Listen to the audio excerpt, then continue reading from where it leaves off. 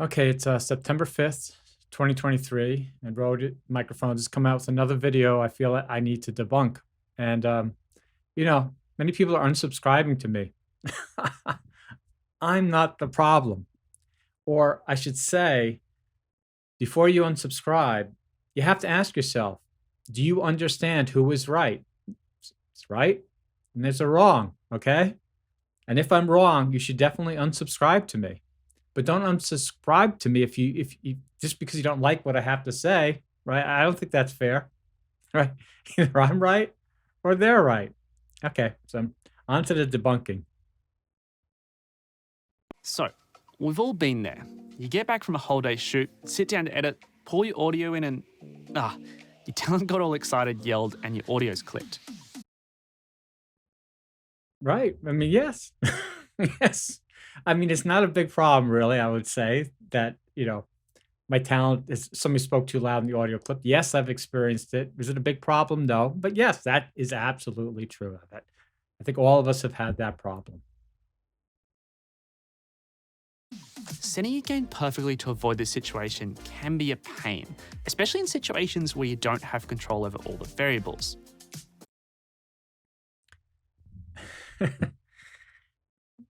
But you do have control over all the variables. Actually, your equipment is controlling all the important variables.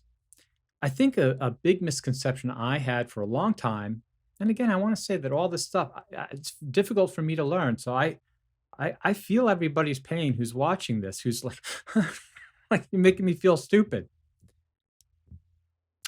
In when we digitize microphone data, much analog data, we like to conceptually think, well, what I thought is that, yeah, okay, you'd speak into the microphone, it would generate a voltage from zero to whatever. That's how it worked, is zero to whatever. That's not how it works. I mean, that's how it works. Yeah. And if I thought that, I think, yeah, it's variables. Like the variable, I don't know, like how much the mic voltage or current the microphone is going to generate. So yeah, I mean, it might generate too much and I'll clip. I mean, yeah, that's what Guy's saying, and I understand what he's saying, but he doesn't actually understand how it works. I mean, it doesn't work that way. That's how we think it works, but that isn't how it actually works. How it really works, and I think if you think about this, you'll see the light bulb will go off in your head. You'll be like, "Oh my god, I finally get it."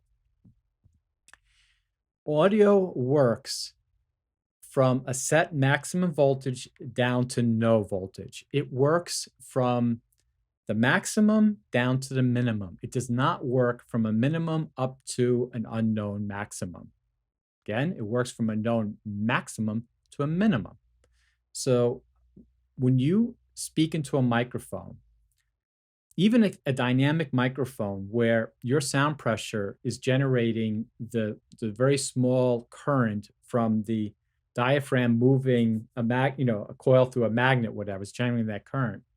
There's a point where no matter how loud you scream, and if you scream super loud, the diaphragm will just stop moving. It will stop generating a voltage. So there's a maximum amount of that voltage that your microphone will produce. I can't yell into this microphone and create, 100 volts and shock myself and kill myself. I just can't do it. There'd be a certain voltage. I don't know what it is on this particular microphone. This is an EV20. I don't know what point that it would stop generating the voltage, but it would. And let's just say that that voltage is 100 millivolts. Okay. So then we know, everybody that designs this equipment knows, all the road engineers know, Guy may not know, but all the road engineers know that every microphone will only output to a certain limit max voltage.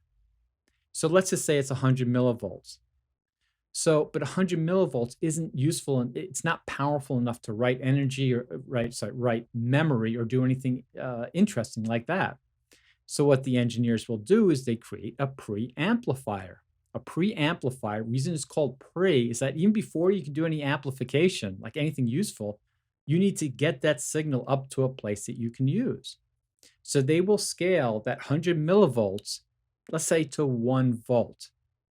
So when you see 0 dB, And this is what's hard for many people to wrap their heads around. It was hard for me. 0 is 1 volt for the sake of argument. It could be a different voltage, but for this case, let's just say when you see 0 dB, you see 1 volt. When you see, let's say, negative 1,000 dB or such a thing, that's 0 volts. As the negative numbers go larger, the current goes smaller. As the negative numbers of dB go closer to 0, they go closer to the maximum voltage of your microphone, which in this example I'm using as 1 volt. So for him to say that these are variables you can't control is incorrect. He's talking about some different variables. And I think I'll wait till he speaks some more to talk about that. Again, let me recap.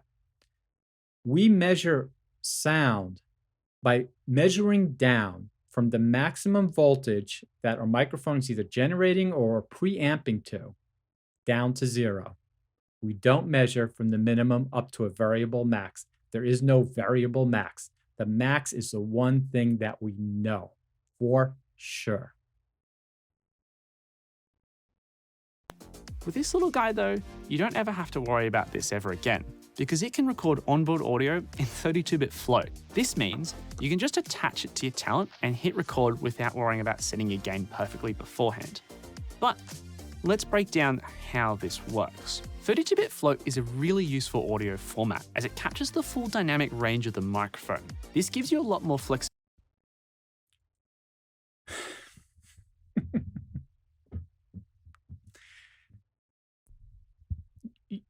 Any bit depth captures the full dynamic range of the microphone, assuming the microphone's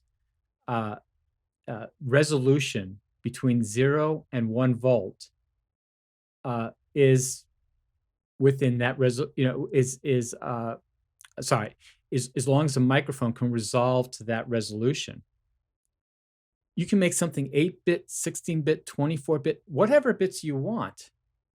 But at a certain point, you can't get any more information out of it, right? You can't cut it up any smaller, right?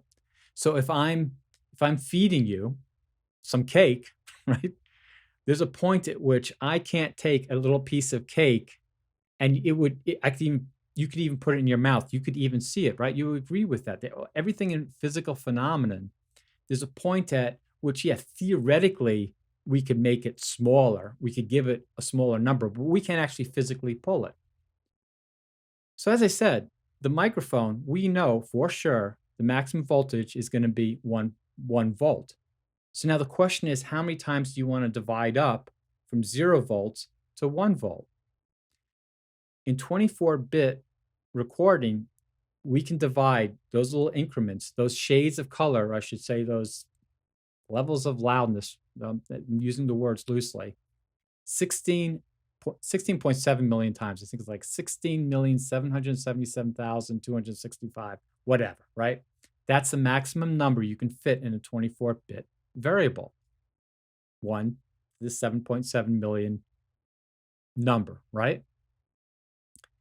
So for him to say that you can't, that the 32-bit float has more dynamic range, what he's saying, let's even put 32-bit float aside, because let's just put it aside.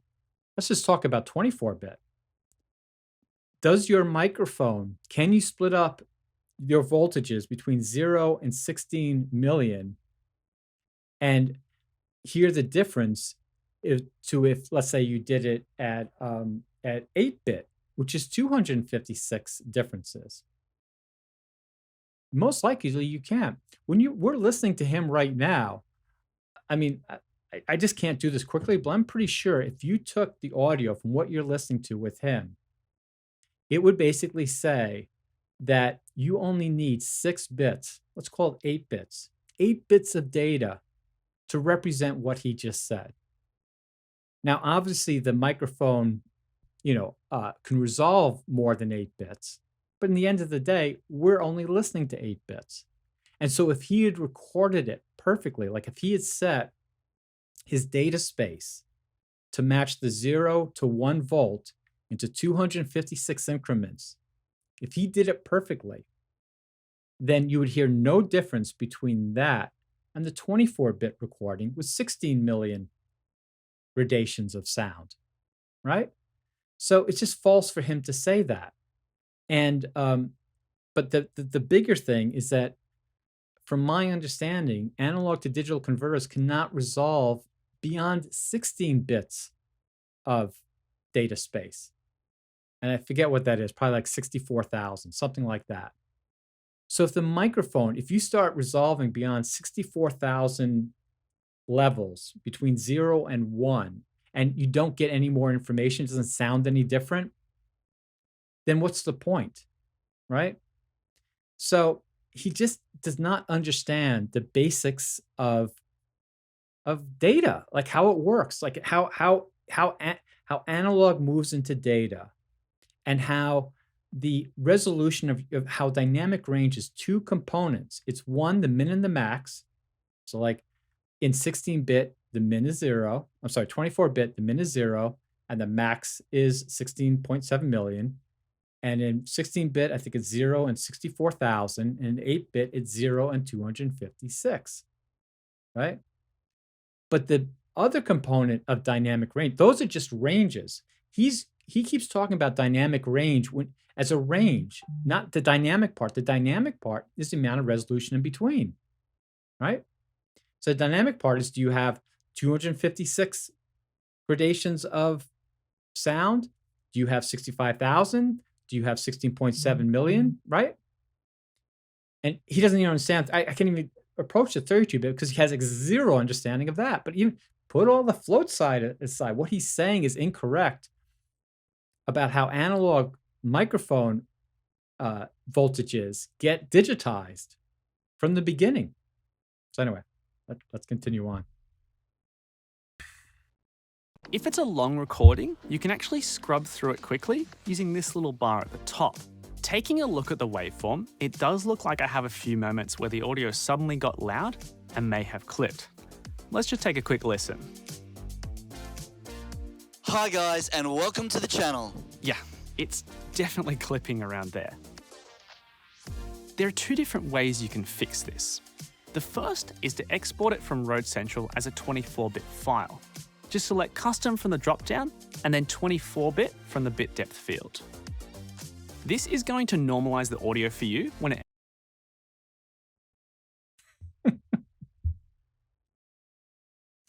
Think about what he's saying, okay? So he's opened the 32-bit float file in their own software, their Road Little Central software. And if you want to remove the clipping, you can save it to 24-bit, which will normalize the audio. Let me ask you, why couldn't it just normalize the audio in the little Rode device? Like, why do you have to do it later in software? You don't. I mean, the device can do it. So what they're doing is they're purposely, and this is, I know everybody's unsubscribing to me, getting mad at me because I'm calling them, a bunch of frauds, but it is. They're purposely taking their 32-bit data and truncating it into a 24-bit space and then playing it for you. So of course it's distorted because they're mismatching their data spaces. This has nothing to do with what was actually recorded from the mic of that transmitter. That's fraud to me. You should not, as a technical company, deliver a product that would do something that is scientifically or technically something you would never do yourself. No professional audio engineer would ever knowingly take any information from one data space and truncate it into another. And that's what they're doing. So when he's saying, oh, you can just take it and normalize it into 24-bit to fix it, that normalization should have happened on the mic itself. And indeed, if you set that mic to 24-bit, I suspect I don't have that equipment, it will normalize it to the 24-bit. As I explained before, normalization sort meaning that the maximum power of the mic is going to be your 0 dB, and then it'll work fine. But then when they do it this way and they listen to it, when they first see the distortion, right, in the system, they're thinking, "Oh my god, yeah. I mean, mics distort, and thank God I have this 32-bit to fix it." No, it was never that way. It was never that way.